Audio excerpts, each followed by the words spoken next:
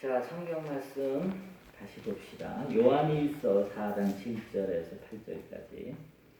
사랑하는 자들아, 우리가 서로 사랑하자. 사랑은 하나님께 속한 것이니 사랑하는 자마다 하나님으로부터 나서 하나님을 알고 사랑하지 아니하는 자는 하나님을 알지 못하나니 이는 하나님은 사랑이심이라.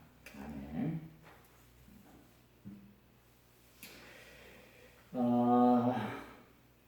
제가 가만히 보니까 제가 사랑에 대한 설교를 참 많이 하는 것 같아요. 블로그에다가 시를 쓰거나 글을 쓸 때도 사랑에 대한 얘기를 참 많이 하는 것 같은데 오늘도 또 사랑 얘기를 하려고 합니다. 오늘 이 설교를 하게 된 이유가 있어요. 초등학교부터 고등학교까지 이 동창인 친구가 있습니다. 그 친구가 해남에 있는데 해남에서 손편지를 써서 저한테 보냈어요. 이 손편지 중에 이런 얘기가 있어요.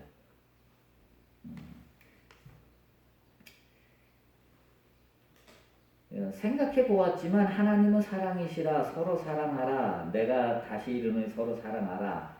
사랑밖에는 없는 것 같다고 생각이 든다. 그런데 정리를 해봐도 사랑이 다양하다는 생각이 없어지질 않으니 그렇다면 모든 사랑은 다 하나님의 사랑인가 생각해 보게 된다. 뭐 이런 아주 짧은 편지인데 그 편지 안에 이런 얘기를 했어요. 제가 이게 어제 그저께 온 거예요. 이거 답장을 해줘야겠다라고 이제 생각을 하다가 어제 저녁 먹고 나니까 답장 쓸 겸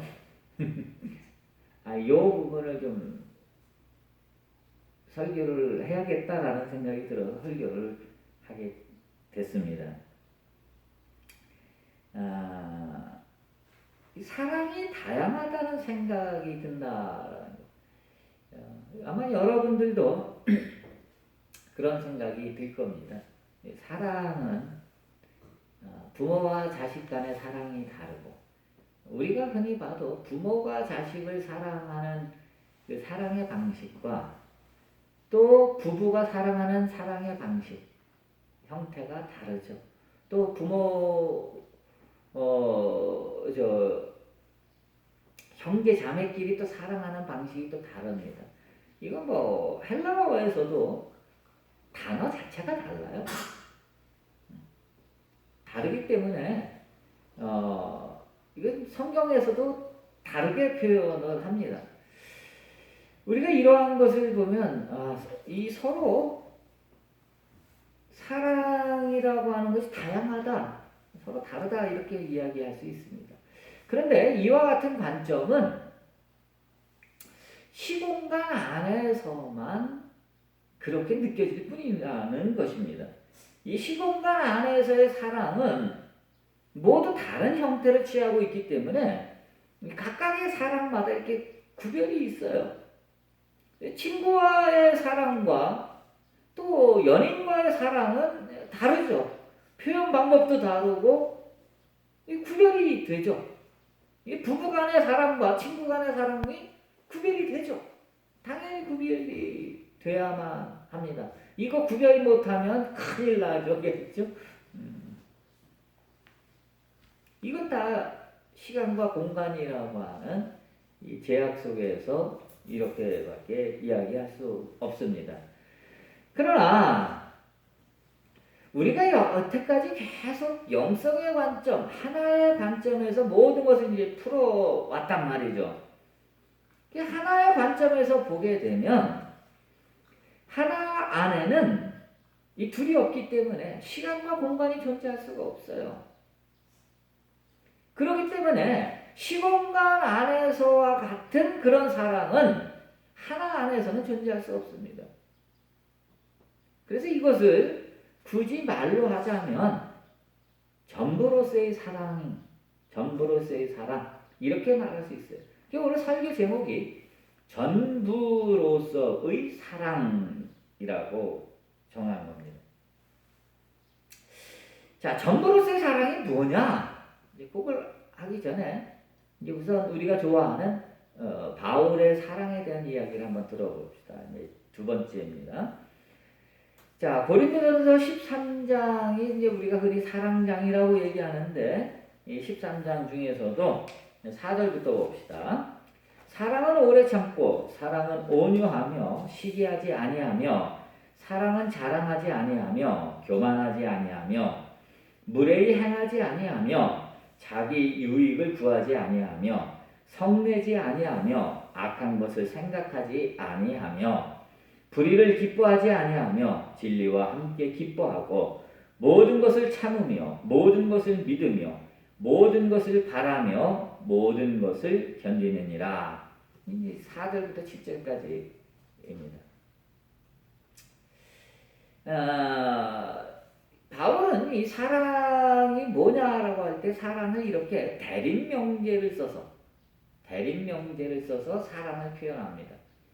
사랑은 오래 참고 사랑은 온유하다. 그러면 오래 참는다의 반대가 뭐죠? 안 오래 참는 거죠? 온유하다의 반대가 뭐죠? 안 온유죠? 안 온유의 반대가 뭐죠? 그건 안한 온유죠?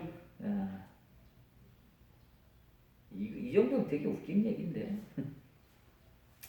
자, 이렇게 우리 인간의 언어는 이렇게 대립명제를 갖고 있어요. 그걸 대립상이라고도 얘기합니다. 이렇게 표현하는 거는 은혜로워요. 그래서 사람들이 무슨 어떤 화나는 일이 생겼을 때 사람들이 이 바울의 이 사랑장을 떠올리면서 사랑은 오래 참고 그 말이 떠오르게 되면 사람이 화를 내려다가도 참습니다. 그래, 사랑은 오래 참는 거야 하고 참게 됩니다. 누구를 시기하고 미워하려고 하다가도 사랑은 시기하지 않는다. 이 말을 생각하면서 그래, 맞아, 내가 누구를 시기하거나 미워하면 안 되겠지? 이렇게 생각해요. 또 교만하지 않는다. 자기 자랑 한창 하다가 그래, 사랑은 교만하지 않는다라고 했으니 내가 겸손하자.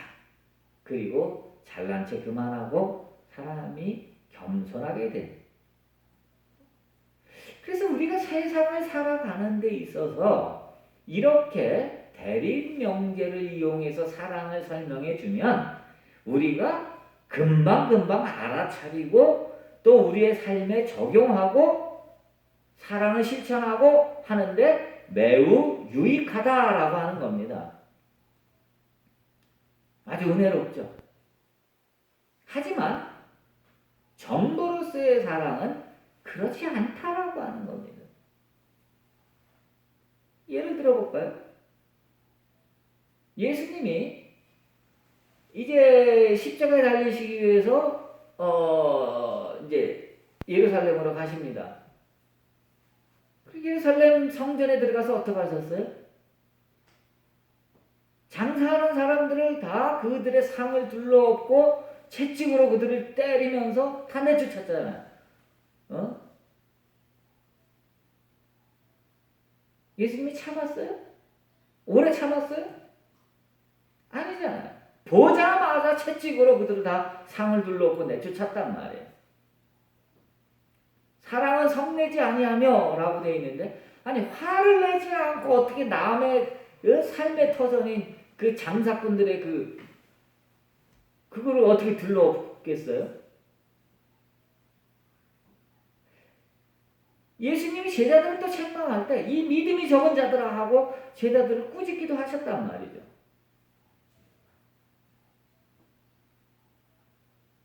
그런데 예수님께서 하신 모든 행위는 다 사랑에서부터 비롯된 것이다라고 우리 얘기하잖아요. 그러므로 대립명제를 써서 사랑을 표현하는 것은 우리가 실제로 우리들의 삶에 적용하기도 쉽고 그리고 사랑이 뭔지 우리가 금방금방 이해할 수도 있고 아주 은혜롭게 다가오지만 화내지 않고 항상 웃는 사람들에 대해서 우리는 저 사람은 사랑이 많아 뭐 이렇게 얘기할 수도 있잖아요. 하지만 그게 전부가 아니라는 거예요.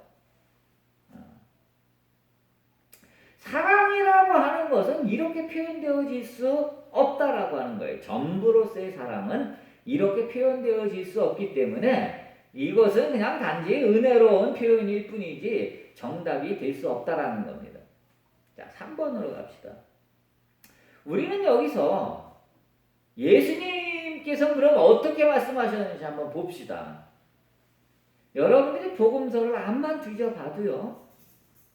예수님이 사랑이 뭐다라고 가르치신 적은 한 번도 없다라는 겁니다.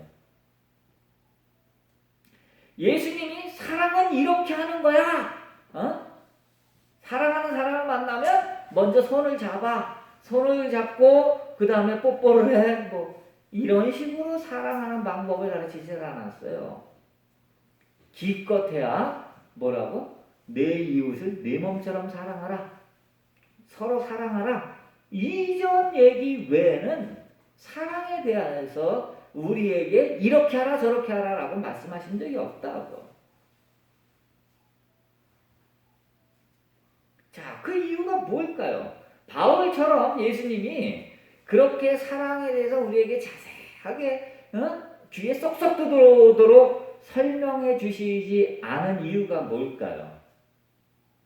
그것은 예수님이 우리에게 가르친 것은 전부로서의 사랑이기 때문에 그런 겁니다.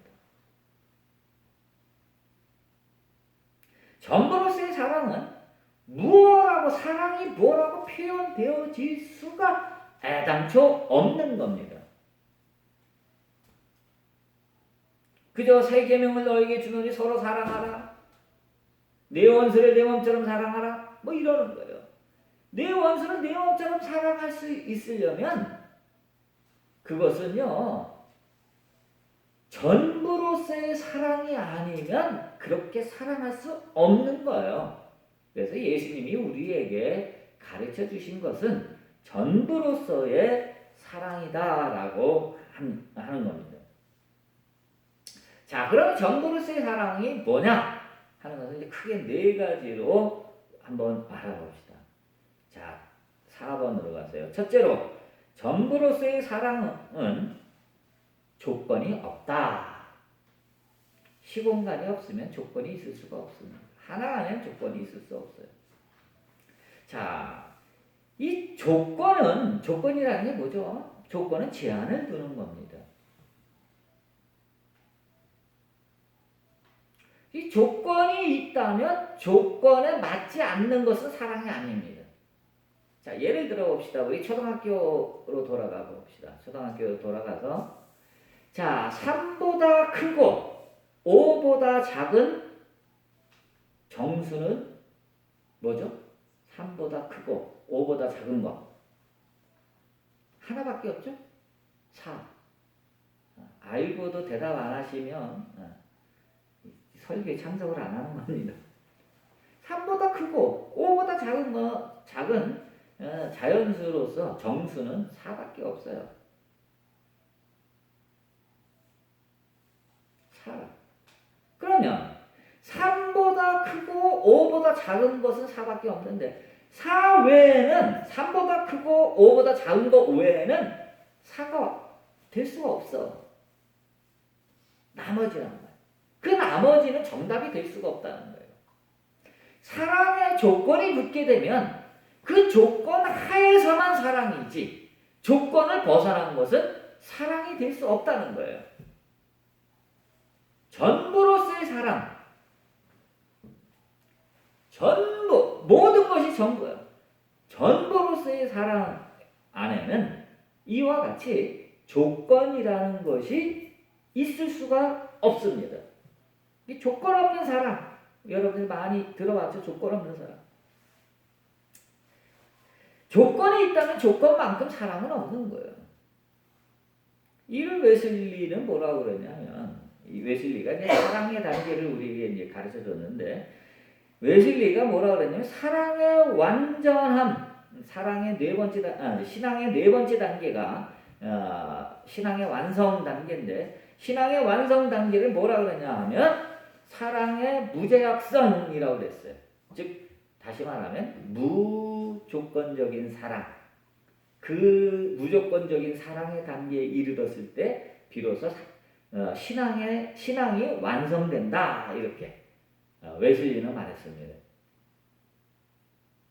이 무조건적인 무제약적인 사랑, 무조건적인 사랑, 이게 인간이 도달할 수 있는 최상의 사랑이죠. 이렇게 조건 없는 사랑이야말로 전부로서의 사랑이다 라고 하는 겁니다. 자, 그럼 다섯 번째, 둘째로 전부로서의 사랑은 부분이 존재할 수 없기에 충만 그 자체다. 사랑은 나뉘어질 수 없다. 자, 제가 이제 한 15년, 벌써 15년, 거의 20년이 되는군요. 거의 20년이 아니라 20년 전의 얘기군요. 어느 날 이렇게 서재에 이렇게 앉아 있다가 그러다가 이렇게 성경을 이렇게 읽게 됐어요. 성경을 딱 읽다가 바울서신에 나오는 충만이라는 단어를 딱 보는 순간 이 충만이라는 단어가 하나님 나라를 정말 제대로 설명하는 단어구나라는 것을 무련듯 깨닫게 됐어요. 이 충만이라는 단어가 헬라어로는 플로레마라는 단어인데 플로레마라는 단어는 꽉 차 있다라는 거예요. 하나님이 충만하시다라고 얘기할 때 하나님은 없는 곳이 없이 꽉 차 있다는 거예요. 하나님 없는 곳이 없다는 거예요. 충만하신 하나님이라는 표현은 그거예요. 하나님은 없는 곳이 없어요. 그런데 우리는 그렇게 안 하죠. 내 원수한테 하나님이 있으면 안 되죠. 하나님은 나한테만 있어야 돼. 하나님은 자꾸 이렇게 조건 지우는 거죠. 그건 충만하신 하나님이 아니에요. 그래서 전부로서의 사람은 이 충만이란 말이에요. 꽉 차 있어서 빈틈이 없는 거예요. 없는 곳이 없는 거예요. 그래서 전부로서의 사랑은 나뉘어질 수 없다라고 하는 거예요. 이 전부로서의 사랑은 인간의 인식이나 지각을 넘어선 마음을 넘어선 한 마음으로서의 사랑이다. 이렇게 얘기할 수 있는 겁니다. 우리가 인식하는 것, 우리가 지각하는 것, 지각을 통해서 인식을 하는데 지각을 통해서 인식하는 것으로 사랑을 우리가 파악한다고 한다면 그것은 전부로서의 사랑이 될 수 없다라고 하는 얘기입니다. 전부로서의 사랑은 그렇게 인간의 지각으로 인식되거나 표현되어지지 않습니다. 그렇기 때문에 바울의 사랑장이 은혜롭기는 하지만 그런 식의 표현은 바람직스러운 표현이 아니다라고 하는 거죠. 자, 그 다음에 셋째로 6번 셋째로 전부 안에서의 사랑은 육체적 감각이나 인식작용을 넘어서 있기에 사랑을 하는 것이 아니다라고 하는 거예요.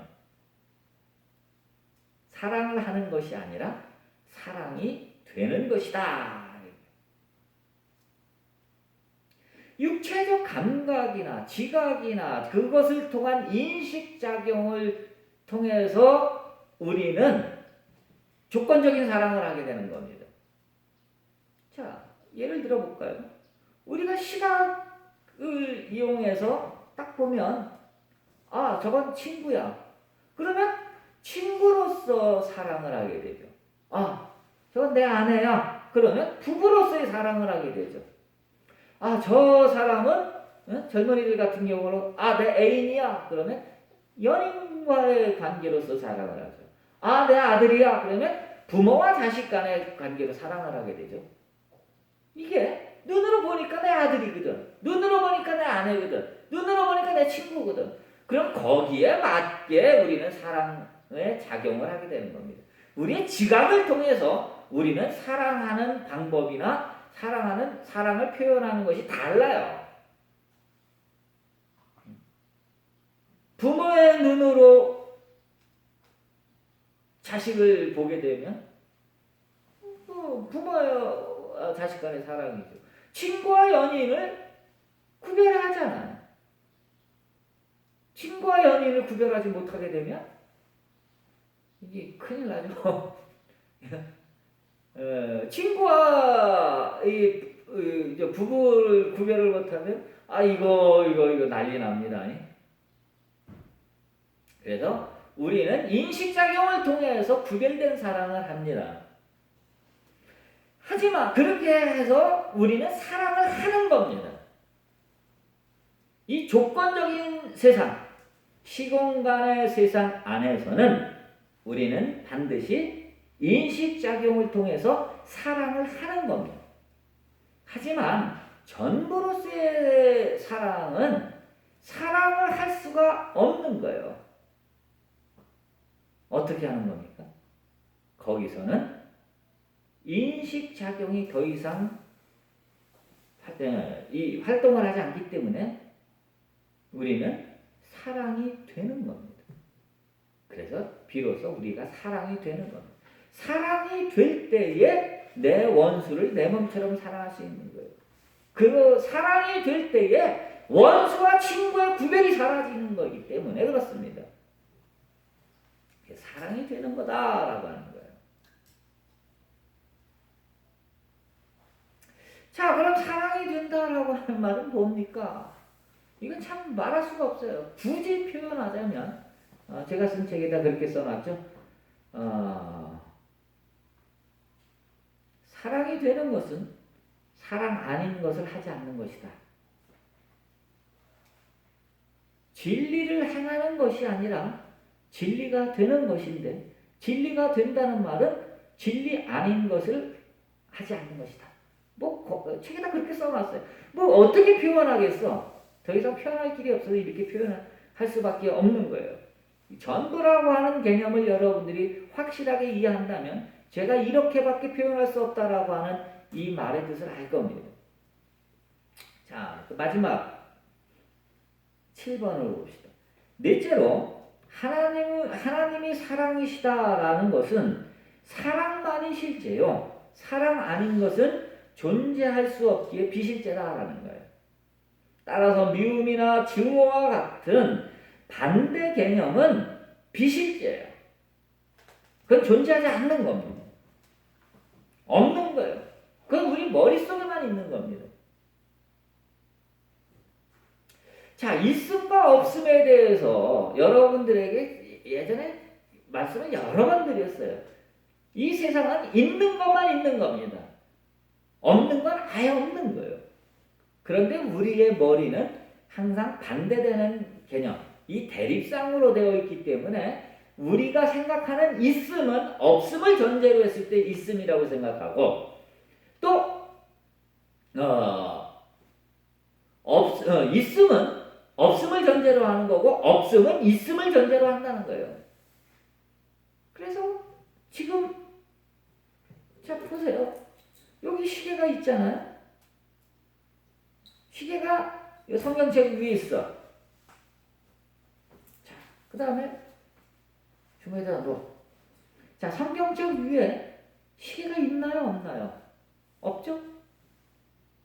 없으면 아예 없는 거예요. 그런데 우리는 아까는 성경책 위에 시계가 있었는데 지금은 없다라고 생각을 해요. 이게 이원적으로 생각하는 우리들의 사고의 습관입니다. 이건 에고의 사고 체계가 그렇게 되어 있기 때문에 그래요. 없는 거는 아예 없는 겁니다. 있다는 것을 전제로 해서 없다라고 생각하시면 안 됩니다. 자, 그러므로 사랑 안에는 두려움이 있을 수가 없어요. 없는 것이 어떻게 두려움을 유발합니까? 사랑 안에는 미움이나 증오 같은 것이 없어요. 아예 없어요. 전부로서의 사랑 안에는 미움이나 증오 같은 것이 있을 수가 없습니다. 머릿속에만 있는 거예요. 사랑의 반대 개념으로 생각하기 때문에 그래요. 그건 아니라고. 없는 건 없는 거예요. 사랑만이 있는 거예요. 사랑만이 실제야. 사랑 외에 사랑과 반대되는 반대 비스무리한 거 모든 것은 다 비실제입니다. 왜? 사랑만이 실제이기 때문에. 나머지는 없는 겁니다. 그런데 우리는 있다라는 전제하에 살아가죠. 이게 우리의 사고체계의 오류입니다. 있음을 전제로 해서 없다라고 얘기하고 없음을 전제로 해서 있다라고 생각하는 우리들의 사고체계의 오류죠. 따라서 전부로서의 사랑은 반대 개념을 가지지 않는다. 그것만이 실제다. 전부로서의 사랑만이 있다. 반대 개념으로 우리가 생각하는 미움이나 증오 같은 것은 없다. 따라서 사랑 안에는 두려움은 존재하지 않는다. 라고 하는 겁니다. 이 세상 모든 것에는 하나님만이 실제야. 하나님만이 충만해. 하나님이 없는 곳이 없어. 그러므로 하나님의 반대 개념은 이 세상에 존재하지 않아요.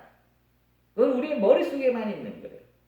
따라서 하나님만이 실제고 나머지는 다 비실제이기 때문에 우리는 이 세상을 살아갈 때 두려움을 가질 필요도 없고 근심, 걱정을 할 필요가 없는 겁니다. 근심, 걱정은 그냥 우리들의 머릿속에만 있는 겁니다.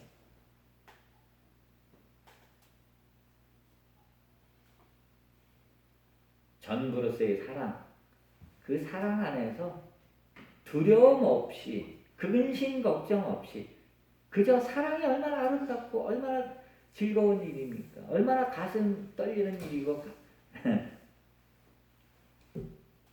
말 안 해도 좋잖아요. 그 사랑 안에 그것만이 있어요. 그 사랑 안에 거하시는 여러분 되시기 바랍니다. 기도합시다. 사랑의 주님, 오늘 우리가 전부로서의 사랑을 한번 살펴보았습니다. 이 사랑 위에 사랑 안에 우리가 있음을 압니다. 하나님만이 실제기에 이 사랑만이 실제기에 실제 아닌 것을 전제로 해서 사랑을 하는 우리가 되지 말게 하시고 오로지 그것만 있는 전부로서의 사랑을 누리며 사랑이 되어 사랑을 누리며 살아가는 우리가 되게 하여 주옵소서. 예수님의 이름으로 기도했습니다. 아멘. 자, 교회 소식은 특별한 건 없고요. 용현이가 내일 군대 갑니다.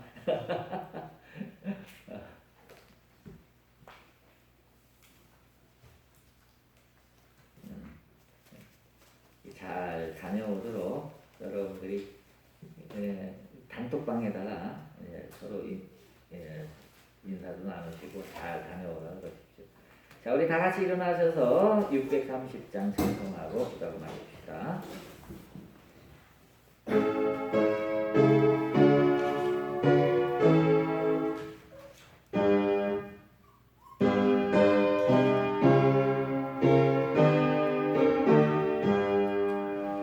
진리와 생명 되신 주 이 몸을 바치옵니다. 믿음과 소망 사랑에 한 마음 되게 하소서.